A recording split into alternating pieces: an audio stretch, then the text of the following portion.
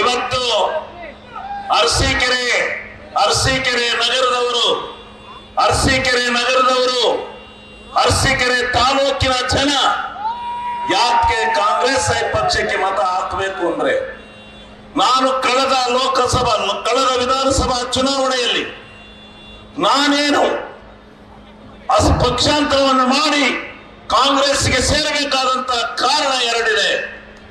ಒಂದನೇ ಕಾರಣ, MLC ticket ಅನ್ನ ಹಿಂದುಳಿದ ವರ್ಗಕ್ಕೆ ಅರಸೀಕೆರೆ ತಾಲೂಕಿನಲ್ಲಿ ಕೊಡಬೇಕು ಅಂತಕ್ಕಂಥ ಆಟವನ್ನ ಮಾಡಿದೆ. ನಾನು ಆಟ ಮಾಡಿದಾಗ ಹೆಸರು ಹೇಳು ಅಂತ ಹೇಳಿದ್ರು. ಕ್ಯಾಂಡಿಡೇಟ್ ಅನ್ನ ನಾನು 2-3 ಹೆಸರನ್ನ ಕೊಟ್ಟೆ.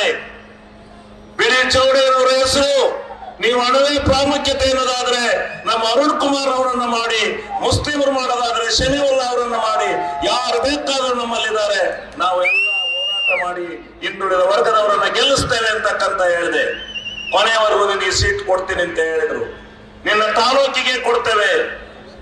ಬರೀ ನಾನು ಹೇಳಿದೆ ಒಂದು ಮೀಟಿಂಗ್ ನಲ್ಲಿ, ಒಕ್ಕಲಿಗರ ಈ ಜಿಲ್ಲೆಯಲ್ಲಿ ಇದೇವೆ ಅಂತ ಹೇಳಿ ಹಿಂದುಳಿದ ವರ್ಗದವರು ಅದಕ್ಕಿಂತ 2-3 ಪಟ್ಟು ಎಲ್ಲ ಸಮಾಜಗಳು ಇದ್ದಾವೆ. ಅವರಲ್ಲಿ ನೀವು ಬರೀ ಒಕ್ಕಲಿಗರನ್ನ, ಅದನ್ನು ನಿಮ್ಮ ಕುಟುಂಬದವರನ್ನೇ ಎಲ್ಲ ಅಧಿಕಾರವನ್ನು ಮಾಡ್ಕೊಂಡು ಹೋದ್ರೆ ಬೇರೆ ಜನಾಂಗದವರು ಏನು ಮಾಡ್ತಾರೆ ಅಂತಕ್ಕಂಥ ಮಾತನ್ನು ಹೇಳಿದೆ. ಒಕ್ಕಲಿಗರಿಗೆ ಕೊಡೋದಾದ್ರೂ ಆ ಕಂಚಳಿ ರಾಜೇಗೌಡನ್ನ ದಿವಸ ತಿರುಗಿಸ್ತಾ ಇದ್ದೀರಿ, ಅವನಿಗೆ ಕೊಡಿ, ಆದ್ರೆ ನಿಮ್ಮ ಕುಟುಂಬಕ್ಕೆ ಬೇಡ ಅಂತಕ್ಕಂಥ ಪದವನ್ನು ನಾನು ಎತ್ತಿದ್ರಿಂದ ಆ ಪಕ್ಷವನ್ನು ಬಿಟ್ಟು ಹೊರಕ್ಕೆ ಬರಬೇಕಾಯ್ತು. ಆದ್ರೆ ಅದು ಒಂದು. ಎರಡನೇದು, ನನ್ನ ಸಿದ್ದರಾಮಣ್ಣನ ಸಂಬಂಧ ಇವತ್ತಿಂದಲ್ಲ 2004ರಲ್ಲಿ ನಾನು 14 ಮತಗಳಿಂದ ಸೋತಾಗ ಅವರು ಒಂದು ದಿವಸ ನನ್ನ ಕ್ಷೇತ್ರಕ್ಕೆ ಬಂದು ಕ್ಯಾನ್ವಾಸ್ ಮಾಡಿದ್ರೆ ಅವತ್ತು ನಾನು 4-5 ಸಾವಿರ 10,000 ಬಹುಮತದಿಂದ ಗೆಲ್ತಿದ್ದೆ. ನಾನು ಬರ್ಲಿಲ್ವಲಯ್ಯ, ನೀನ್ ಕರೆದೆ, ನಾನು ಬರ್ಲಿಕ್ಕಾಗ್ಲಿಲ್ಲ, ಸೋತಿದೆ ಅಂತೇಳಿ ವ್ಯಥಪಟ್ಟು ಅಂದಿನಿಂದ ನನಗೆ ಅಭಿವೃದ್ಧಿ ಕೆಲಸವನ್ನ ಮಾಡ್ಕೊಡಕತ್ತಿದ್ರು. ನೀನು ಒಬ್ಬ ರಾಜಕಾರಣಿ ಇದ್ದೀಯ, ನಿನಗೆ ಕೆಲಸ ಮಾಡಿಸ್ಬೇಕು ಅಂತಕ್ಕಂಥ ಆಸಕ್ತಿ ಇದೆ, ನೀನು ಮಾಡು, ನಾನು ನಿನ್ನ ಹಿಂದೆ ನಿಲ್ತೇನೆ ಅಂತ ಹೇಳಿ ಅಂದಿನಿಂದ ಇಂದಿನವರೆಗೆ ನಾನು 2008ರಲ್ಲಿ ಶಾಸಕನಾದ ಮೇಲೆ, ಅದರಲ್ಲೂ 2013ರಲ್ಲಿ ಈ ರಾಜ್ಯದ ಮುಖ್ಯಮಂತ್ರಿಗಳಾದ ಮೇಲೆ ಏನಿತ್ತು ಅರಸೀಕೆರೆನಲ್ಲಿ? ಕುಡಿಯಕ್ಕೆ ನೀರಿತ್ತ? ಯೋಚನೆ ಮಾಡಿ ಫ್ಲೋರೈಡ್ ನೀರನ್ನು ಕುಡಿದು ಸಾಯ್ತಾ ಇದ್ದಂತ ಸಂದರ್ಭದಲ್ಲಿ ಅರಸೀಕೆರೆಗೆ 500-375 ಕೋಟಿ ಹಣವನ್ನು ಕೊಟ್ಟು ಕುಡಿಯೋ ನೀರನ್ನ ಕೊಟ್ಟು ಬಂದು ಉದ್ಘಾಟನೆ ಮಾಡುವುದಂತ ಶಂಕುಸ್ಥಾಪನೆ ನೆರವೇರಿಸುವುದು. ಆದ್ರೆ ಇವತ್ತು ಹೇಳ್ತಾರೆ, ನಡೆದಂತ ಘಟನೆ, ಬೆಳಗಾವಿನ ಅಧಿವೇಶನದಲ್ಲಿ ನಡೆದಂತ ಘಟನೆ ಅವತ್ತು ವಿಧಾನಸಭೆಯಲ್ಲಿ ಇರಲಿಲ್ಲ, ಸನ್ಮಾನ್ಯ ಮುಖ್ಯಮಂತ್ರಿಗಳಿರಲಿಲ್ಲ, HK ಪಾಟೀಲ್ ಇದ್ರು. 375 ಕೋಟಿ ಆಗುತ್ತೆ, ಇದನ್ನ ಮಾಡ್ಲಿಕ್ಕೆ ಆಗೋದಿಲ್ಲ. ಕಲ್ಮಶದ ನೀರನ್ನು ಕುಡಿದು ಸಾಯ್ತಾ ಇದ್ದಾರೆ, ಏನಾದ್ರೂ ಮಾಡಿ ನೀರು ಕೊಡ್ಲೇಬೇಕು ಅಂತ ಹೇಳಿ ಬೇಡ್ಕೊಂಡೆ. ಮುಖ್ಯಮಂತ್ರಿಗಳು ಸದನಲ್ಲಿ ಇರಲಿಲ್ಲ.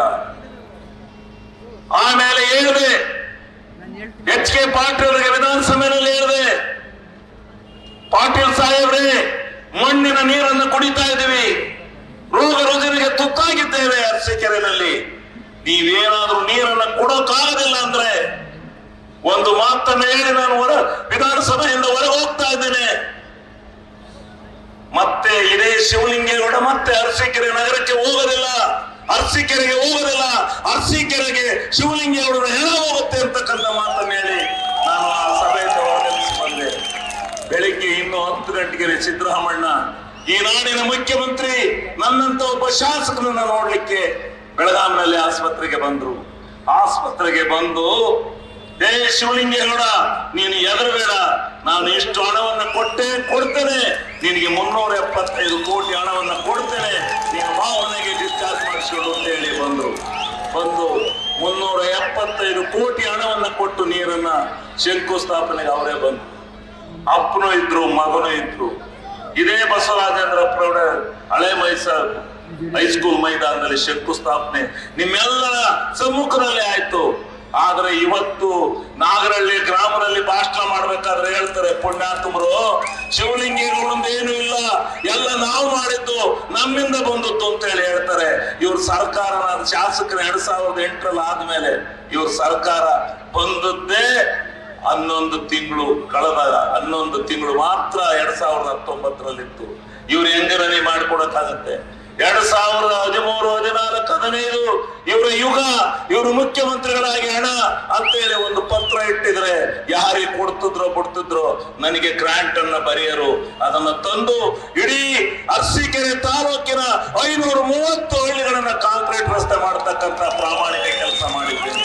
ಇದು ನಡೆದಿರ್ತಕ್ಕಂಥ ಕತೆ. ಆದ್ರೆ ಇವತ್ತು ಬಂದು ಏನೋ ಡಂಬಾಚಾರದ ಮಾತುಗಳನ್ನಾಡಿ ಇವತ್ತು ಹೇಳ್ತಾ ಇದ್ದಾರೆ, ಇದಕ್ಕೆ ನೀವು ಬೆಲೆ ಕೊಡಬೇಡಿ. ಈ ಕಳೆದ ಸಾರಿ ಇದೆ ಈ ಸರ್ಕಲ್ ನಲ್ಲಿ ಎದೆ ಪಡ್ಕೊಂಡು ಹೇಳೋದ್ರು, ಶಿವಲಿಂಗೇಗೌಡನ್ನ ಸೋಲ್ಸಿ ಅಂತೇಳಿ. ನಾನೇನು ಮಾಡಿಲ್ಲ. ಸಿದ್ದರಾಮಣ್ಣನ ಋಣ ತೀರಿಸಬೇಕಾಯಿತು. ನನಗೆ 390 ಕೋಟಿ ಅದು ಕೊಟ್ಟದಲ್ದಲೆ ಎತ್ತಿನೊಳೆ ಬೆಳಿಗ್ಗೆ 7 ಗಂಟೆಗೆ ಮನೆಗೆ ಹೋದೆ.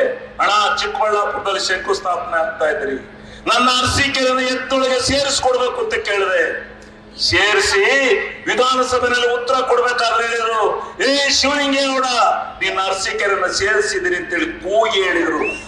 ಎತ್ತಿನೊಳೆ ಕೊಡ್ತಾರೆ ಸ್ವಾಮಿ.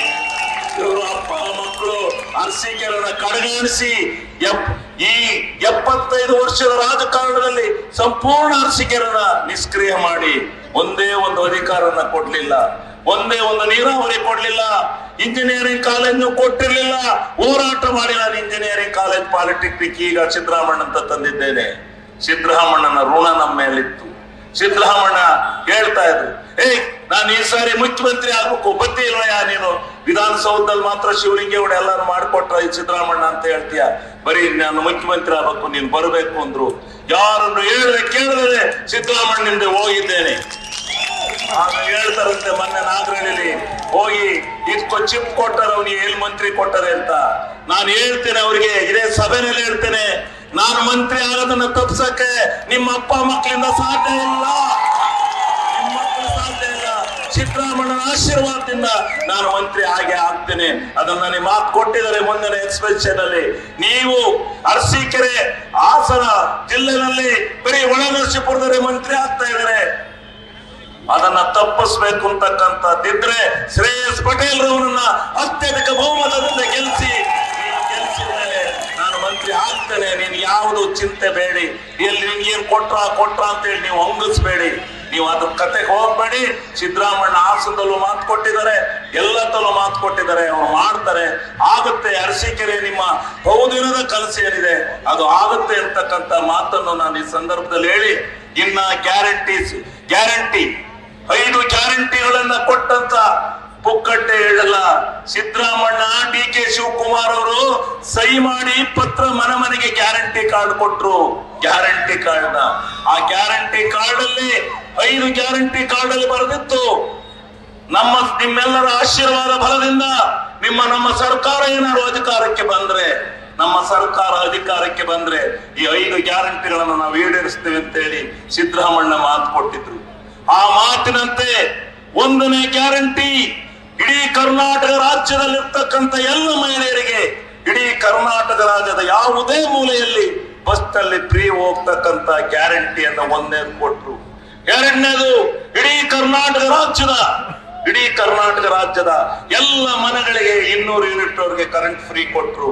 3ನೇದು ಅನ್ನಭಾಗ್ಯ ಹಿಂದೆ ಸಿದ್ದರಾಮಣ್ಣ ಮುಖ್ಯಮಂತ್ರಿ ಆಗಿದ್ದಂತ ಕಾಲದಲ್ಲಿ 7 ಕೆಜಿ ಅಕ್ಕಿಯನ್ನು ಫ್ರೀ ಕೊಡ್ತಾ ಇದ್ರು. ಈ ಬಿಜೆಪಿ ಬಂದು 5 ಕೆಜಿ ಇಳಿಸಿರು. 5 ಕೆಜಿ ಇಳಿಸಿ ಸಿದ್ದರಾಮಣ್ಣ ವಿರೋಧ ಪಕ್ಷದ ನಾಯಕರಾದ್ರು. ಚೀಡಿಸಿರೋ ಯಡಿಯೂರಪ್ಪನವ್ರನ್ನ, ನಾನು 7 ಕೆಜಿ ಮಾಡಿದ್ದೆ, ನೀವು 5 ಕೆಜಿ ಮಾಡಿದ್ರಿ. 5 ಕೆಜಿ ಯಾಕ್ರೆ 2 ಕೆಜಿ ಕಡಿಮೆ ಮಾಡಿದ್ರಿ? ಬಡವರ ಅನ್ನಕ್ಕೆ ಹೊಟ್ಟೆ ಮೇಲೆ ಹೊಡಿತೀರಿ ಅಂತ ಹೇಳಿ ಕೇಳಿದ್ರು ವಿಧಾನಸಭೆಯಲ್ಲಿ. ಅದಾದ್ಮೇಲೆ 4ನೇ ಗ್ಯಾರಂಟಿ. ಇದು ಸಾಧ್ಯವೇ ಇಲ್ಲ. ಇದನ್ನು 2,000 ರೂಪಾಯಿಯನ್ನು ಮಾಡಿ ಪ್ರತಿ ಕುಟುಂಬದ ಯಜಮಾನಿಗೆ ಕೊಡ್ಲಿಕ್ಕೆ ಈ ಜನ್ಮದಲ್ಲಿ ಸಾಧ್ಯ ಇಲ್ಲ ಅಂತಕ್ಕಂಥ ಮಾತನ್ನ ಯಾವ ವಿರೋಧಿ ಪಕ್ಷಗಳು ಆಡ್ಕೆತಾ ಇದ್ದೋ ಅದಕ್ಕೆ ಮೆಟ್ಟಂತೆ ಇವತ್ತು 5 ಗ್ಯಾರಂಟಿಗಳನ್ನ ಈ ರಾಜ್ಯದ ಜನತೆಗೆ 58,000 ಕೋಟಿ ಬಜೆಟ್ ನಲ್ಲಿ ಹಣ ಇಟ್ಟು ಇವತ್ತು ಹೇಳ್ತಾರಂತೆ ಇದು ಎಲೆಕ್ಷನ್ ಆಗ್ತದಂಗ. ಯಾವನ್ರಿ ಈ ಸಿದ್ದರಾಮಣ್ಣ ಆಡಿದ ಮಾತಿಗೆ ಅವರ ಜೀವನದಲ್ಲಿ ತಪ್ಪು ನಡೆಯತಕ್ಕಂಥವ್ರಲ್ಲ. 53,000 ಕೋಟಿ ಹಣವನ್ನ ಇವತ್ತು ರಿಸರ್ವ್ ಮಾಡಿದ್ದಾರೆ, ಬಜೆಟ್ ನಲ್ಲಿ ರಿಸರ್ವ್ ಮಾಡಿದ್ದಾರೆ. ಮುಂದಿನ ವರ್ಷ ಮಾರ್ಚ್ ತಿಂಗಳವರೆಗೆ ಗ್ಯಾರಂಟಿ ನಡೆಯುತ್ತೆ. ಸಿದ್ದರಾಮಣ್ಣ ಅಧಿಕಾರದಲ್ಲಿರಲಿ, ಅಧಿಕಾರವನ್ನ ಯಾವತ್ತು ಅಧಿಕಾರ ಎಷ್ಟು ವರ್ಷಗಳ ಕಾಲ ಇರ್ತಾರೋ ಅಷ್ಟು ವರ್ಷಗಳ ಕಾಲ ಯಾರೂ ಗ್ಯಾರಂಟಿಯನ್ನ ನಿಲ್ಲಿಸ್ಲಿಕ್ಕಾಗೋದಿಲ್ಲ. ಕಾಂಗ್ರೆಸ್ ಸರ್ಕಾರ ಅಧಿಕಾರದಲ್ಲಿ ಇರೋವರೆಗೂ ಯಾರಿಂದಲೂ ಗ್ಯಾರಂಟಿಯನ್ನ ನಿಲ್ಲಿಸ್ಲಿಕ್ಕೆ ಸಾಧ್ಯ ಆಗೋದಿಲ್ಲ. ಈ ಮಾತನ್ನ ನೀವು ಅರ್ಥ ಮಾಡಿಕೊಂಡು ಅತಿ ಹೆಚ್ಚಿನ ರೀತಿಯಲ್ಲಿ ನೀವು ಇದು ಮಾಡಬೇಕು. ಈಗ ಬಿಜೆಪಿಯವರು ಜೆಡಿಎಸ್ ಒಂದಾಗ್ಯಾರೆ. ನಾವು ಮಾತ್ರ ಪಕ್ಷ ಬಿಟ್ಟು ಇವ್ರಿಗೆ ಕೆಟ್ಟದ್ದಾಯ್ತು. ಇವರು ಏನ್ ಹೇಳ್ತಾ ಇದ್ರು ದೇವೇಗೌಡರು, ನನ್ನ ಜನ್ಮದಲ್ಲಿ ಆ ನರೇಂದ್ರ ಮೋದಿ ಗೆದ್ರೆ ನಾನು ಈ ದೇಶ ಬಿಟ್ಟು ಹೋಗ್ತೀನಿ ಅಂತ ಹೇಳ್ತಾ ಇದ್ದಂತ ಜನ ಇವತ್ತು ಹೆಂಗ್ರಿ ಹೋದ್ರಿ ನೀವು ನರೇಂದ್ರ ಮೋದಿ ಜೊತೆ? ನೀವು ಮಾತ್ರ ಮಾಡಿದ ತಪ್ಪಲ್ಲ, ನಾವು ಮಾಡಿದ ತಪ್ಪು. ಇಂಥ ಕೆಲಸವನ್ನ ಮಾಡಿರ್ತಕ್ಕಂಥ ಆ ಪ್ರಜ್ವಲ್ ರೇವಣ್ಣ 5 ವರ್ಷದಲ್ಲಿ ಒಂದು ದಿವಸಲೂ ಅರಸೀಕೆರೆ ಬಂದಿಲ್ಲ, ₹1 ಗ್ರಾಂಟ್ ಕೊಟ್ಟಿಲ್ಲ, ಒಂದು ಕೆಲಸನೂ ಮಾಡಿಸಿಲ್ಲ. ಅವರನ್ನ ನೀವು ನಂಬೇಡಿ. ದಯಮಾಡಿ ಹೆಚ್ಚಿನ ಬಹುಮತದಲ್ಲಿ ಶ್ರೇಯಸ್ ಪಟೇಲ್, ಆ ಕಡೆ ದೇವೇಗೌಡರ ಮೊಮ್ಮಗ, ಈ ಕಡೆ ಪುಟ್ಸಾಂಗೌಡರ ಮೊಮ್ಮಗ, ಇವರಿಬ್ಬರ ಮಧ್ಯದಲ್ಲಿ ಈ ಜಿಲ್ಲೆಯ ರಾಜಕಾರಣ ನಡೀತಾ ಇದೆ. ಇವತ್ತು ದೇವೇಗೌಡರ ಮನೆಗೆ ರಾಜ್ಯಸಭೆ, ಲೋಕಸಭೆ, ವಿಧಾನಸಭೆ, ವಿಧಾನ ಪರಿಷತ್ತು, ಜಿಲ್ಲಾ ಪಂಚಾಯಿತಿ 8 ಅಧಿಕಾರಗಳಿದೆ. ಈ ಪಾಪ ಈ ಶ್ರೇಯಸ್ ಪಟೇಲ್ಗಿಲ್ಲ. ತಪ್ಪಲಿಯ ಮಗ ಕೈ ಬಿಡಬೇಡಿ.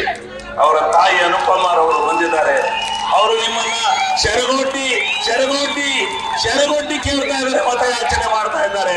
ದಯಮಾಡಿ ನೀವೆಲ್ಲ ಅವರ ಶರವನ್ನ ತುಂಬಿಸಿ ಅವರನ್ನ ಅತ್ಯಧಿಕ ಬಹುಮತದಿಂದ ಅವರನ್ನ ಗೆಲ್ಲಿಸ್ಕೊಡಿ ಅಂತ ಹೇಳಿ ನಾನು ಕೈ ಮುಗಿದು ಈ ಸಂದರ್ಭದಲ್ಲಿ ನಿಮ್ಮೆಲ್ಲರಿಗೆ ಕೈ ಮುಗಿದು ಕೇಳ್ತಾ ಇದ್ದೇನೆ.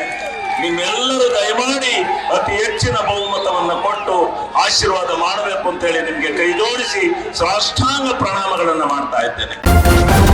ನ್ಯೂಸ್ ಫಸ್ಟ್, ನಿರ್ಭೀತಿಯಿಂದ ನಿಮ್ಮ ಪರವಾಗಿ.